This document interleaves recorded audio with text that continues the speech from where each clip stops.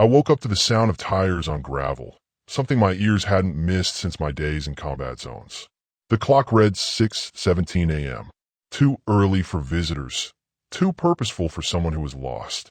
I grabbed my coffee and walked to the porch, spotting 3 black SUVs with tinted windows crawling up my long driveway like hungry predators.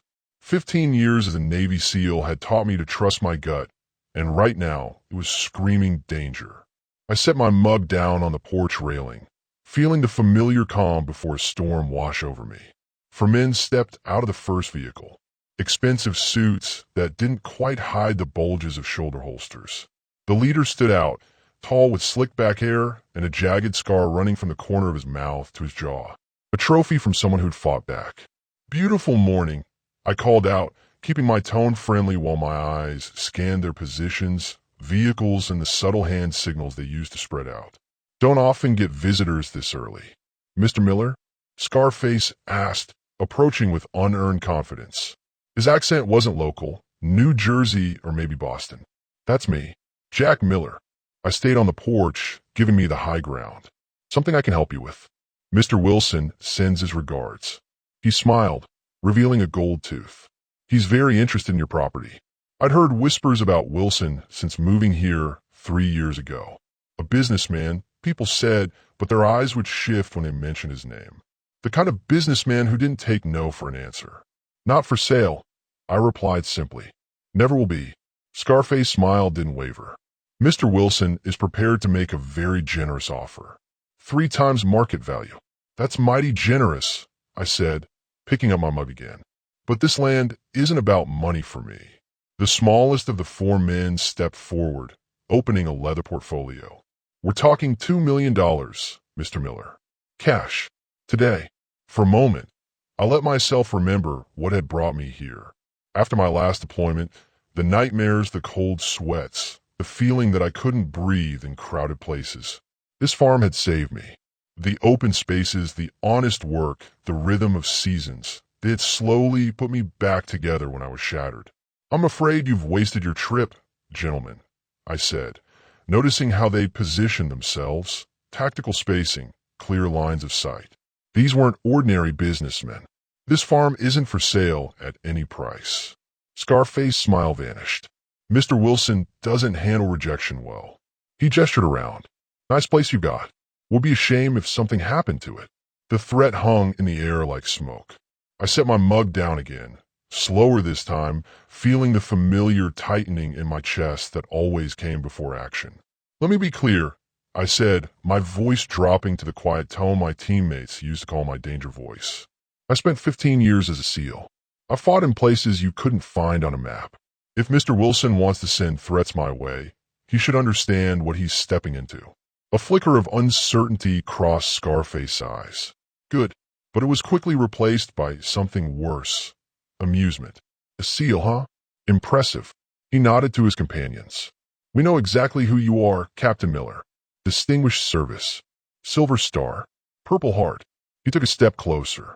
"But that was then. Now you're just a farmer. Alone." The wind shifted, carrying the scent of my neighbor Sarah's lavender field. I wondered if she could see what was happening from her farmhouse down the road. "I'm authorized to make you an offer you can't refuse," Scarface continued. "Take the money, walk away. Start fresh somewhere else." I met his gaze. "This is my somewhere else."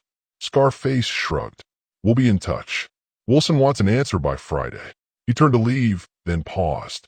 "By the way, those 2 Arabian horses in your south pasture, beautiful animals. Worth what, 30,000 each? Would hate to see anything happen to them." They climbed back into their vehicles, and I watched until they disappeared down my driveway, dust settling in their wake. My hands were steady as I picked up my coffee mug, but the liquid inside rippled from the pounding of my heart. I pulled out my phone and stared at it, thumb hovering over a contact I hadn't called in years. Team Chief David Ramirez wouldn't know what to do, but calling him meant admitting this was serious, that the peaceful life I'd built was under threat. Instead, I walked to the barn and pulled out the footlocker I kept locked beneath the workbench. The combination came to my fingers without thought. My mother's birthday. Inside lay the parts of my life I thought I'd left behind. My service weapon, cleaned and oiled, 3 passports with different names, a satellite phone, and a small black book with numbers that would never appear in any phone directory. I was halfway to the gun cabinet in my bedroom when I spotted movement through the kitchen window. A pickup truck was approaching, Sarah's old blue Ford. I quickly locked the footlocker and slid it back under the workbench. Sarah didn't need to know about this. Not yet. Not until I figured out why a crime boss was so interested in my quiet farm in the middle of nowhere and what I was going to do about it. As her truck pulled up, I forced myself to smile, but my mind was racing with questions that had no good answers. Why my land specifically? What did Wilson really want? And how far was he willing to go to get it? The morning after Wilson's men visited, I woke before sunrise from a dream where I was back in Kandahar, surrounded and outgunned. Old habits die hard. I checked every room in the house, peering through windows at the darkness outside. Everything seemed normal until I reached the kitchen and spotted something that made my blood run cold. My back door was slightly ajar, the frame splintered near the lock. Someone had been in my house while I slept. Nothing seemed missing at first glance. Not a robbery then. A message. I grabbed my gun from under the sink and swept the house again, more carefully this time. In my office, I found it. My desk drawers had been searched, papers ruffled. The deed to my farm was now sitting in plain view, a red X drawn across it in what looked like lipstick. Outside, the first rays of sunlight were breaking over the eastern hills. I pulled on my boots and jacket, grabbed a flashlight, and headed to check the property. The cool morning air filled my lungs as I walked the perimeter, alert for anything out of place. I found a neck surprise at the south fence line. Clean cuts through my barbed wire, posts knocked loose. Beyond the broken fence, hoof prints led away into the forest, my 2 Arabian horses gone. Not stolen by ordinary thieves. They'd left behind the saddles and tack worth thousands. This was about sending a message. Pinned to a fence post was a white envelope. Inside, a note with 3 words, just the beginning. My jaw tightened as anger washed over me, hot and familiar. In my past life, I'd hunted enemies across mountains and deserts. Now, they had come to my home, violated my peace, taken animals I cared for. The calm, adjusted veteran facade I'd built over 3 years was cracking, revealing the warrior underneath who had never really gone away. I was examining the fence line for any clues when I heard Sarah's truck approaching. I'd known Sarah Reynolds for nearly 2 years now. She'd moved into the old Johnson place down the road, a city woman trying her hand at lavender farming. Pretty, smart, and private. She never talked much about her past, which suited me fine since I didn't share much about mine either. "Morning, Jack," she called, climbing out of her truck. Her dark hair was pulled back in a practical ponytail, and she wore worn jeans and work boots. Nothing about her suggested she was anything but a hard-working farmer. "I saw your fence was down from the road. Everything okay?" I hesitated, not wanting to drag her into whatever this was. Just some trouble with developers. They want the land pretty badly. Sarah frowned, coming closer to examine the cut fence. Developers don't usually resort to property damage right away. Her eyes narrowed. Or horse theft. "You noticed. The Arabs are hard to miss when they're in the pasture." "Jack, this looks serious. Should we call Sheriff Burke?" I almost laughed. Burke was a good man, but totally unprepared for whatever Wilson was planning. "Not yet. I need to understand what I'm dealing with first." Sarah studied my face with concern. "Those men yesterday in the black SUVs, they weren't developers, were they?" So she had seen them. I sighed, deciding to give her at least part of the truth. "No, they work for someone named Wilson. Ever heard of him?" The change in her expression was subtle, a slight widening of her eyes, a tightness around her mouth, but my years of reading people in high-stress situations caught it immediately. She knew something. "Dominic Wilson?" she asked, her voice carefully neutral. "The investor who's been buying up properties around the county?" "That's what they say." I knelt to examine the fence wire more closely. Though investor seems too clean a word for someone who sends armed men to deliver threats. Sarah was quiet for a moment. "Jack, if it's Wilson, you should consider selling. There are stories about what happens to people who get in his way." I stood up, meeting her gaze. "I don't respond well to threats, Sarah. Never have. Something flickered in her eyes, concern mixed with something else. Respect? Or was it fear? Just be careful. You're all alone out here. Not entirely alone, I thought, remembering the black book in my footlocker. But I simply nodded. I appreciate the concern. I'll be fine. Sarah looked like she wanted to say more, but thought better of it. If you need anything, even just someone to keep an eye on the place while you're gone, call me. She handed me a piece of paper. Here's my cell. My personal one, not the farm number. After she left, I walked the rest of my property, finding 2 more cut fence sections and boot prints that suggested at least 5 men had been on my land overnight. Professional work. They disabled my simple security cameras and avoided the motion sensors I'd installed near the house. Back inside, I pulled out my laptop and started researching Dominic Wilson. The public records showed a successful businessman with interests in real estate, shipping, and private security.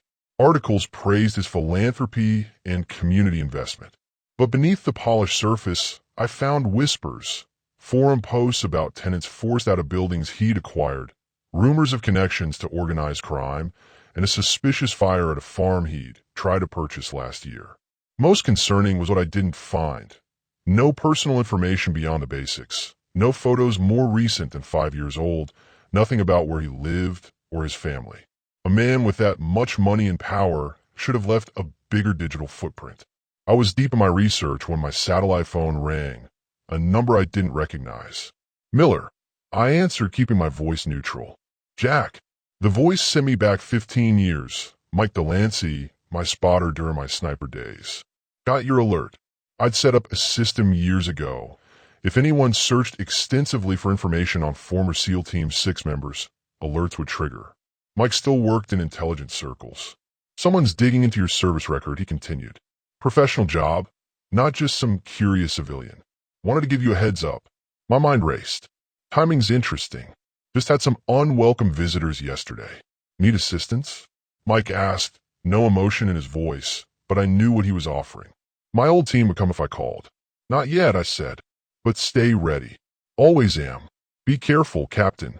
If they're researching your background, they know who they're dealing with, and they're coming prepared. The call ended, and I stood at my kitchen window, staring out at my peaceful farm.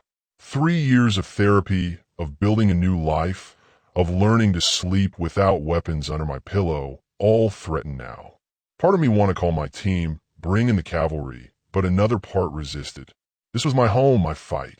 As the sun climbed higher, I made a decision. If Wilson wanted a war, I'd give him one, but on my terms, using the land I knew better than anyone.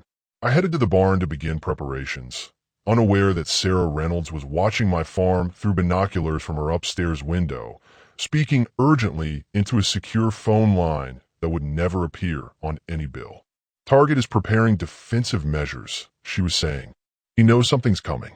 We may need to accelerate the timeline. 3 days passed without any sign of Wilson's men. The silence was worse than threats. I spent those days getting ready, checking sight lines from the house, planting motion sensors at key points around the property, and moving my most valuable tools and supplies to a storm cellar I dug out behind the barn when I first bought the place. At night, I slept in 2-hour bursts, waking to patrol the perimeter before trying to rest again. On the morning of the 4th day, I was replacing the last of my security cameras when I spotted a dust cloud rising from the road. I grabbed my binoculars and climbed to the hayloft for a better view. 3 vehicles again, but this time they had brought friends. I counted 8 men total, all armed from what I could see through my scope. So that's how it's going to be. I muttered to myself, sliding down from the loft and moving quickly toward the house. I had maybe 5 minutes before they arrived. Inside, I pulled on my tactical vest, an old habit I'd hoped to never need again, and loaded my shotgun. A pistol went into my hip holster, and I slipped a combat knife into my boot. The familiar weight of the gear brought a flood of memories. Desert sand, night operations, the absolute trust in the men beside me. Now I was alone. Through my living room window, I watched the vehicles park in a half-circle facing my house, a basic containment formation. They weren't even trying to hide their intentions now. The men spread out with practiced precision. Not street thugs. These guys had training. Military or law enforcement backgrounds, I guessed. Scarface stepped forward, dressed more casually today in dark pants and a tactical shirt. He cupped his hands around his mouth. "Captain Miller, we know you're in there. Mr. Wilson would like another word." I stepped onto the porch, shotgun held low but visible. "Seems like a lot of men for a conversation," I called back. Scarface grinned. "Just insurance. Mr. Wilson values his investment. Still not selling," I said evenly. "That's not why we're here today." His grin widened. "We found your horses. Beautiful animals. Currently enjoying Mr. Wilson's stables." I felt a flash of anger, but kept my face neutral. "What does Wilson want?" "He's impressed with your stubbornness. Want to offer you a job instead of buying your land." That caught me off guard. I hadn't expected a job offer. "Not interested," I replied. "50,000 a month," Scarface continued as if I hadn't spoken. "All you have to do is allow us to use a portion of your property for storage. You keep the farm. We use the abandoned mine shaft on the north side of your property." So that was it. The old mine shaft that ran under part of my land. I'd sealed it off when I bought the place, figured it was unsafe and forgotten about it. Now I understood. Wilson wasn't after my farm. He wanted what was under it. "What exactly would you be storing?" I asked, playing dumb while my mind raced through the possibilities. Drugs, weapons, money, whatever it was worth millions if they were offering me that kind of monthly payment. Scarface shrugged. "Does it matter? You get paid, you mind your business, everyone's happy." A movement in the tree line behind them caught my eye. Just the briefest flash of something reflective about 200 yards back. Someone else was watching us. Friend or foe, I couldn't tell. "Last chance, Seal," Scarface said, spotting me on the porch and dropping all pretense of friendliness. "We know all about your service record. Impressive, but it won't help you now. 8 of us, 1 of you. Either for saburshaudis." "I need time to think about it," I said, buying myself space. "This is a big decision." Scarface nodded. "You've got 24 hours. Then Mr. Wilson's next offer won't be so generous." He turned to leave, then stopped. "Oh, and Captain, don't try anything stupid. We got men watching your farm around the clock." As they climbed back into their vehicles, I kept my eyes on the tree line where I'd seen movement. After Wilson's men disappeared down the driveway, I waited 10 more minutes before slipping out the back door and circling through the woods. Moving silent and low like I'd been taught, I approached the spot from behind. Whoever had been watching was gone, but they left evidence, cigarette butts, boot prints, and something unexpected, a small digital camera mounted to a tree, aimed at my house. I examined it without touching it. Not Wilson's men. They wouldn't need hidden cameras when they had openly threatened me. Someone else was interested in my farm. Or maybe in Wilson's operation. As I made my way back to the house, a realization hit me. The mine shaft must connect to something beyond my property. Old maps I'd seen when buying the place showed the mine extending for miles underground, with exits on 3 different properties. One of those properties had to be connected to whatever Wilson was planning. Back in my house, I pulled out the county land records I'd kept in a filing cabinet. The property to the north of mine had been bought by a shell company 6 months ago. The one to the east belonged to Sarah. My satellite phone rang again. This time, it was a different voice from my past, Rodriguez, our team's demolitions expert. "Cap, what the hell is going on out there? Mike says you've got trouble." "Nothing I can't handle," I replied, not wanting to pull my old team into danger. "Bullshit," Rodriguez said. "Mike's been monitoring chatter. Whatever's happening on your farm has some serious players interested. NSA picked up communications about an acquisition at your coordinates." My blood ran cold. The National Security Agency was monitoring activity near my farm? "Rod, I need information. What's under my land? The old mine shaft, where does it go? What's it connected to?" There was a pause. "I'll make some calls. But Jack, if NSA is watching, this is bigger than some local crime boss. Be careful."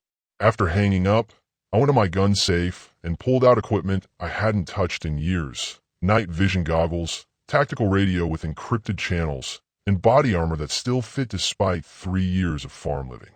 Tonight, I was going to explore that mine shaft.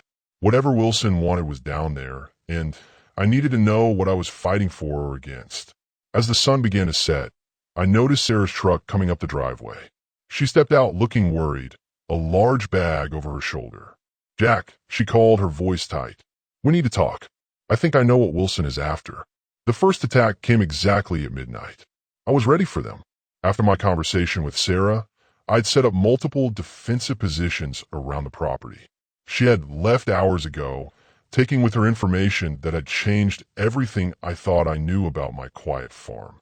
The security system I'd installed after their first visit triggered silent alarms as they breached the perimeter. My phone vibrated in my pocket. Motion sensors tripped at the north fence line. 8 heat signatures moving in pairs toward the house. I moved silently through the darkness, guided by the night vision goggles I'd kept from my service days. The familiar green glow transformed my peaceful farm into a battlefield. In a strange way, it felt like coming home. The first 2 men were easy. They moved with competence but overconfidence, not expecting resistance so early in their approach. I disabled them with quick strikes from behind. Not lethal, but they wouldn't be getting up anytime soon. I used their own zip ties to secure them and confiscated their weapons, H&K pistols with suppressors, professional equipment. Their radios crackled with queries about their position. When they didn't respond, the mood of the remaining attackers changed. They became more cautious, sticking to cover, communicating with hand signals I recognized from my own training. Find him, a voice hissed in the darkness. I recognized it as Scarface. Wilson wants this finished tonight. I circled behind the barn, using the knowledge of my own land to move unseen between their search patterns. One of the men stepped into my prepared trap, a simple snare that left him dangling upside down from an oak tree, cursing until I relieved him of his weapon and radio. 5 left. A burst of gunfire shattered the night as one of Wilson's men fired wildly into shadows. Poor discipline. The others yelled at him to hold fire. They didn't want to alert neighbors. Too late for that. I keyed my satellite phone. Breach in progress. I whispered. Multiple armed hostiles on property. Mike's voice came back instantly. Police have been anonymously notified. ETA 12 minutes minimum. Local sheriff dispatcher reported they're understaffed tonight. Convenient timing. I wondered if Wilson had arranged that too. Can you get clear? Mike asked. Negative. This ends tonight. I clicked off before he could argue. Using the barn for cover, I spotted 2 more men approaching the house from the east side. I waited until they passed, then moved behind them. A quick blow to the base of the skull dropped one. The other turned, raising his weapon, but I was already inside his guard. A knee to the stomach doubled him over, and a strike to the temple put him down. 3 left, including Scarface. I made my way to the house. Slipping in through the back door, I deliberately left unlocked. Inside, I moved to the living room window. Through my scope, I could see the remaining men regrouping near their vehicles, looking tense and angry. My finger tensed on the trigger of my rifle. It would be so easy, but I wasn't that man anymore. Or at least, I was trying not to be. Killing wasn't my goal tonight. Information was. A noise from the basement made me freeze. Someone was already inside the house. Moving silently down the stairs, I spotted a figure hunched over the old storm door that led to a tunnel I'd discovered months ago, a tunnel that connected my basement to the mine shaft. Sarah had confirmed my suspicions earlier today. The mine wasn't just abandoned tunnels. It had been converted years ago into a secure storage facility accessible only through certain properties. Properties that Wilson had been systematically acquiring. The figure at the storm door turned, and I recognized him immediately. Not one of Wilson's men, but a face I knew from news reports. Senator James Marshall, chairman of the Defense Appropriations Committee. What was a U.S. senator doing breaking into my basement in the middle of the night? Freeze, I said, keeping my voice low and my weapon steady. The senator's eyes widened. Captain Miller, he said, his voice surprisingly calm. This isn't what it looks like. It looks like you're trying to access the tunnel to the mine shaft, I replied. The same mine shaft Wilson's men are willing to kill me for. Marshall glanced nervously at the storm door. Wilson doesn't know what he's dealing with. Those tunnels contain classified material. Old Cold War storage. Nuclear fail-safe plans, blackmail files on Soviet agents. Things the public was never meant to see.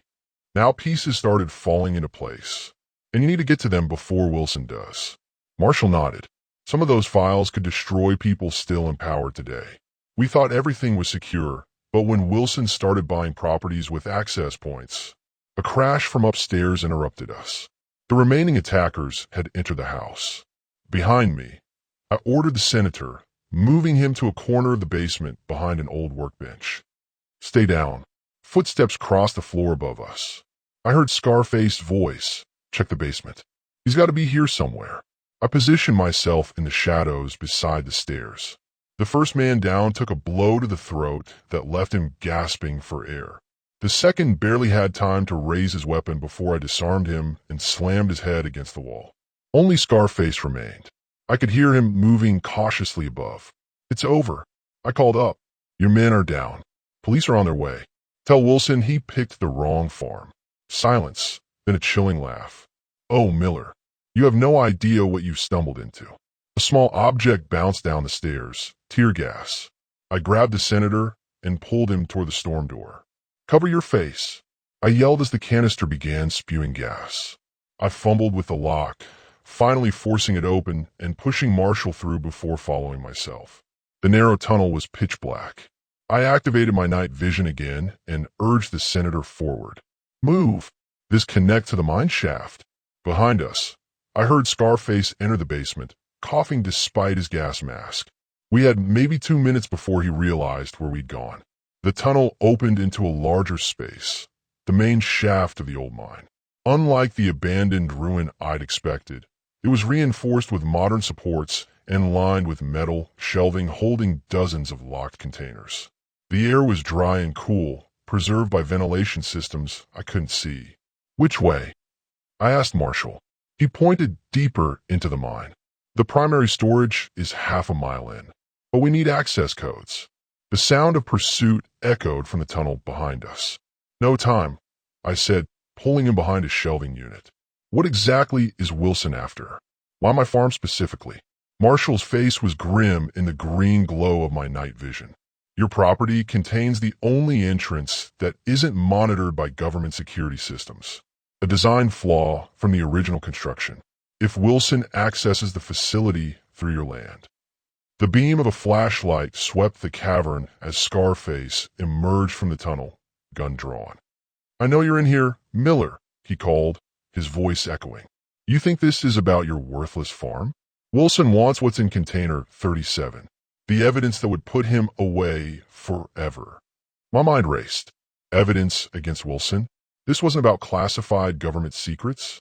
The senator's expression confirmed my suspicion. He'd lied to me. There never were any Cold War secrets, were there? I whispered. This is about Wilson. Marshall looked trapped. Not entirely. The facility is real. But container 37 contains something personal. Evidence from an FBI operation against Wilson's organization 5 years ago. Evidence that would also implicate certain political figures. Figures like Senator Marshall himself, I realized. The pieces clicked together. Why he was here personally, why he'd risked breaking into my house. Scarface was moving methodically through the shelves, getting closer. I made a quick decision. Run for the far exit, I whispered to Marshall. I'll deal with him. As the senator slipped away, I stepped out from behind a shelving unit. Looking for me? I called. Scarface spun, firing a wild shot that echoed deafeningly in the cavern. I ducked and rolled, coming up behind another shelf as he fired again. Wilson's paying me triple to bring him your head, he shouted. Nothing personal, Captain. I moved silently between the shelves, using the skills that had kept me alive through dozens of combat missions. Scarface was good, but I was better. I circled around until I was behind him. It never is personal, I said, pressing my pistol to the back of his head. Drop it. He froze, then slowly lowered his weapon. You don't understand what you're involved in, he said. Wilson isn't the real threat here. Then who is? Before he could answer, a new voice echoed through the mine shaft. That would be me, Jack. I turned, keeping my gun on Scarface, to see Sarah step from the shadows, her own weapon trained steadily on my chest. But it wasn't the gun that shocked me. It was the badge hanging from her neck.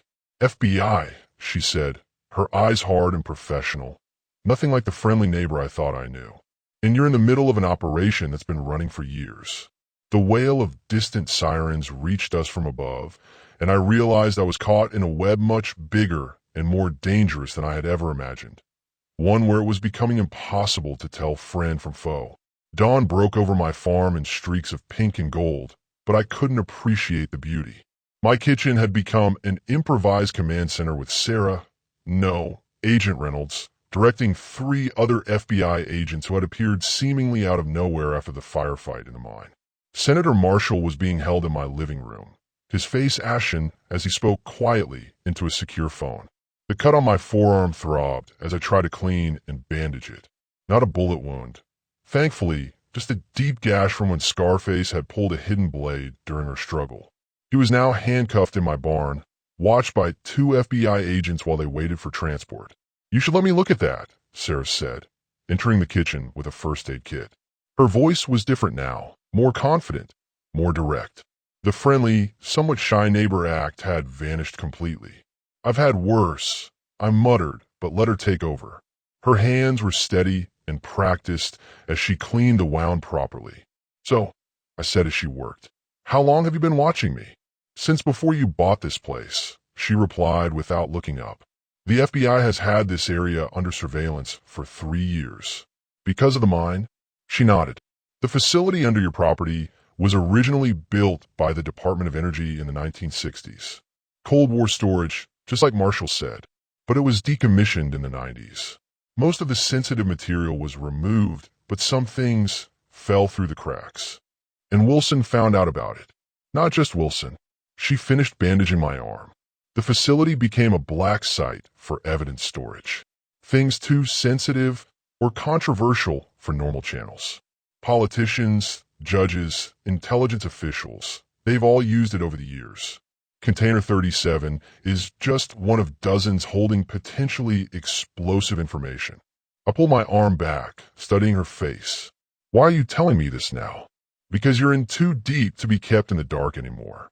She sighed, sitting across from me at the kitchen table. "When Wilson's organization started acquiring properties with access to the facility, we needed eyes on the ground. I was sent in to establish a presence and monitor the situation. But Wilson moved faster than expected. So you've been watching me for 2 years, pretending to be my neighbor or my—" I trailed off, the weight of the deception hitting me all at once. "Friend," she met my gaze. "That part wasn't pretend, Jack." A small voice in my head warned me not to trust her, but everything about our interactions over the past 2 years flashed through my mind. Her helping me fix my tractor after a storm, sharing meals, the easy conversations on summer evenings. Had it all been an act? "I should have told you sooner," she admitted, her voice softening. "When I realized Wilson had targeted your property specifically, I wanted to bring you in. My superiors disagreed." "What's in container 37? I asked. The truth this time. She hesitated.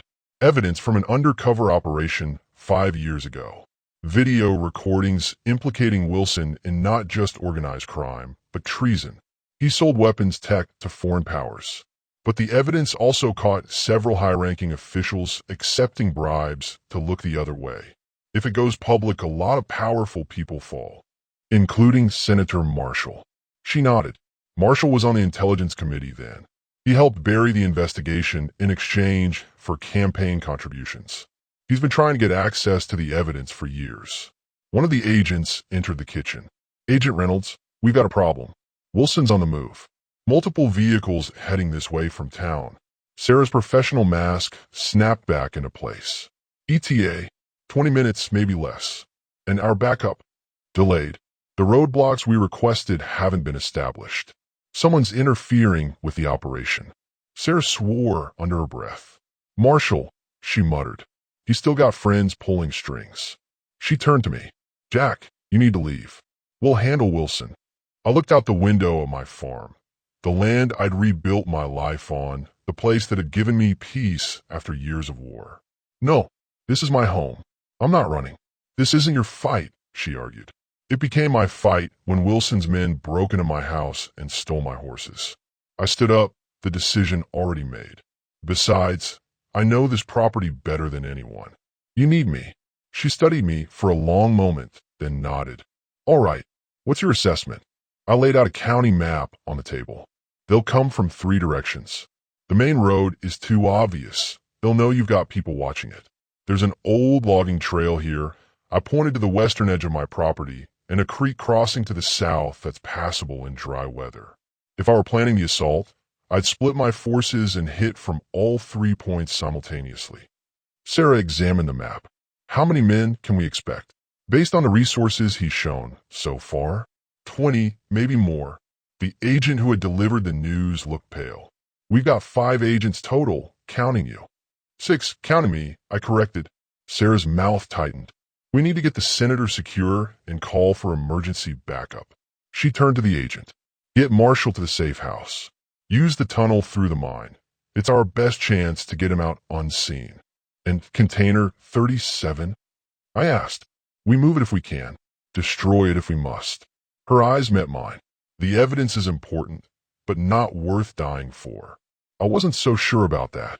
Evidence that could bring down corrupt officials and a criminal organization seemed pretty valuable to me. There's something else you should know, Sarah said, her voice dropping. The lavender farm was never just a cover. I came here because... She hesitated, then reached into her pocket and pulled out a worn photograph. A man in military dress blues stood smiling beside a younger Sarah. My brother, Thomas. He was the original undercover agent who gathered the evidence in Container 37. Wilson's men killed him when his cover was blown. The operation was officially closed, the evidence buried. I've spent 5 years trying to finish what he started. The personal revelation hit me hard. All this time, I thought she was just an agent doing her job. But this was about justice for her family. I'm sorry, I said, reaching out to squeeze her hand before I could think better of it. Her fingers tightened around mine for a brief moment before she pulled away, professional again. We got 15 minutes to prepare. What do you need? I stood, military training taking over. Access to your weapons cache. I know you have one. I've seen the reinforced panels in your truck bed. She nodded to one of her agents, who hurried out to retrieve it. And I need 5 minutes in the barn. Alone. She raised an eyebrow, but didn't question me. 5 minutes. Then we need a defensive plan. As I headed for the barn, I pulled out my satellite phone. It was time to call in favors from people I trusted with my life. Mike, I said when he answered on the first ring. Remember that extraction plan we discussed? I need it now.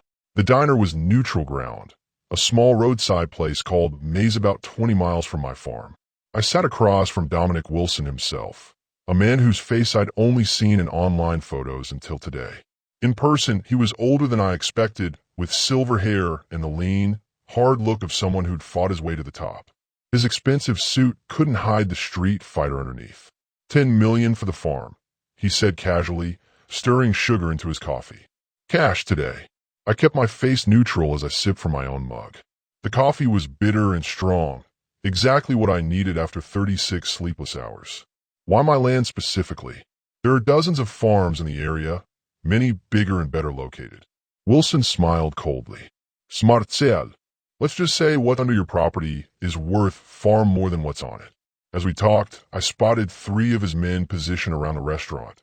One by the door, one at the counter, and one 3 booths away, pretending to read a newspaper. What Wilson didn't notice was the DEA tactical team Sarah had stationed outside, or the 2 retired SEALs from my old unit sitting at the counter, looking like ordinary truckers. The meat had been Wilson's idea, delivered through a burner phone left by one of his men during the brief firefight at my farm yesterday. The battle had ended in a stalemate when Wilson's forces had suddenly withdrawn, just as they seemed ready to overwhelm us. It was a tactical retreat, I knew. He was regrouping, not giving up. Your farm is the only property with unmonitored access, Wilson continued. The other entry points have government security systems, motion sensors, the works. Yours was overlooked during installation. A clerical error that's worth a fortune to the right buyer. And you're the right buyer? He leaned forward. I have international clients very interested in certain items stored in that facility. National secrets have a high market value these days. So Sarah had been telling the truth, or at least part of it. Wilson wasn't just after Container 37 and the evidence against him. He was planning to access all the containers and sell their contents to foreign powers. "You don't strike me as the treasonous type," I said casually, watching his reaction. His eyes hardened. "Patriots, traitors, childish concepts. There's only power in those smart enough to take it. And where does murder fit into that philosophy?" "The FBI agent you killed 5 years ago, Thomas Reynolds." Wilson's expression didn't change, but something flashed behind his eyes. Casualties happen in any war. Reynolds knew the risks. His sister is determined to see justice done. I watched him carefully. Now I had his full attention. "Sarah Reynolds is FBI?" I nodded, seeing no reason to hide what he would soon discover anyway. "Your intel isn't as good as you think." Wilson recovered quickly. "It doesn't matter. By this time tomorrow, I'll have what I came for. The only question is whether you walk away rich or don't walk away at all. There's something else you should know about my farm," I said, leaning forward. "I'm not the only dangerous person protecting it." Before he could respond, the diner's door swung open. Sarah walked in, wearing tactical gear with her FBI badge visible on her chest. Wilson's men tensed, hands moving toward concealed weapons. "Dominic Wilson," she announced loudly. "You're under arrest for the murder of federal agent Thomas Reynolds, conspiracy to commit treason, and about 24 other charges I've been looking forward to reading you." The diner erupted into chaos. Wilson's man by the door pulled his weapon, only to be taken down by one of my SEAL teammates. The one at the counter tried to grab a waitress as a hostage, but was dropped by a precise shot from Sarah's sidearm. A shoulder wound, not fatal. Wilson himself remained perfectly still, his eyes locked on mine. "This changes nothing," he said quietly. "I have men at your farm right now. That evidence will be destroyed before you can get back." The sound of sirens filled the air outside as DEA and FBI vehicles surrounded the diner. Sarah approached our booth, weapon trained on Wilson. "Your men have already been dealt with," she told him. "We found a mole in the FBI who was feeding you information. It's over, Wilson." Something like admiration flickered across Wilson's face. "Agent Reynolds, you have your brother's determination. He was a worthy adversary. Save it for your confession," she replied, her voice tight with emotion. As federal agents entered the diner and began securing Wilson and his men, I stepped outside for a moment of quiet. The adrenaline was wearing off, leaving me exhausted. My satellite phone vibrated with a message from Mike. "Farm secure. For hostiles captured. No casualties." Sarah joined me outside a few minutes later. "Wilson's being transported to a federal holding facility. No bail, no deals. And the evidence? Safe. We're moving everything from the facility to a more secure location." She hesitated. "Your farm will be released back to you once the investigation is complete." I nodded, watching the federal vehicles pull away. "What happens now?" "Now," she sighed, the weight of a 5-year mission finally lifting from her shoulders. "Now I finish my brother's work. The evidence in Container 37 doesn't just implicate Wilson. There are senators, judges, even foreign diplomats involved. This will get ugly before it's over, and you'll be right in the middle of it." She nodded. "I don't have a choice."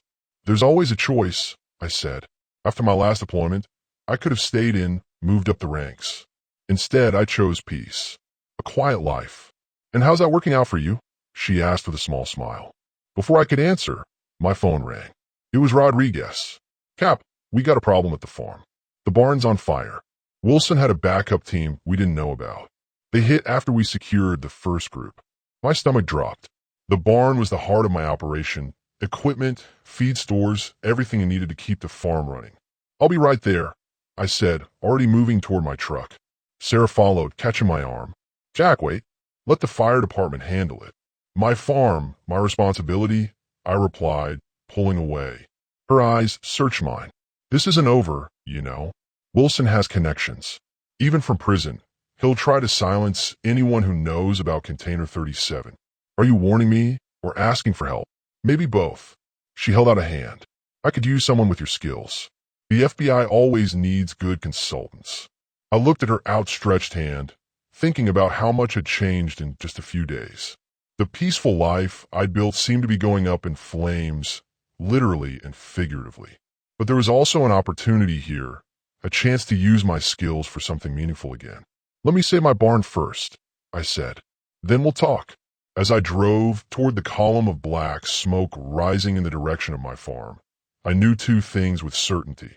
My quiet retirement was over, and the war with Wilson was far from finished. He had resources, connections, and nothing to lose. And somehow, I'd become the central player in a game of shadows and secrets that stretched far beyond my little farm. Sarah's words echoed in my mind. This isn't over. She was right. It was just beginning. The raid didn't go as planned. We should have known Wilson's reach extended further than we imagined. As I raced my truck back toward the farm, the police radio Sarah had given me crackled with frantic chatter. Federal agents calling for backup. Reports of gunfire. Then nothing but static. I pushed the old truck to its limits on the country roads, dust billowing behind me as I took corners faster than was safe. The smell of smoke grew stronger with each mile. When I crested the final hill overlooking my property, my heart sank. The barn was fully engulfed in flames, orange and yellow tongues licking at the darkening sky. Even from a distance, I could see figures moving, exchanging gunfire. Instead of driving straight in, I pulled off onto a hidden service road I'd cleared for emergencies. Years of tactical training kicked in as I grabbed my rifle and extra ammunition from under the seat. The truck would be too obvious a target. I'd approach on foot through the woods.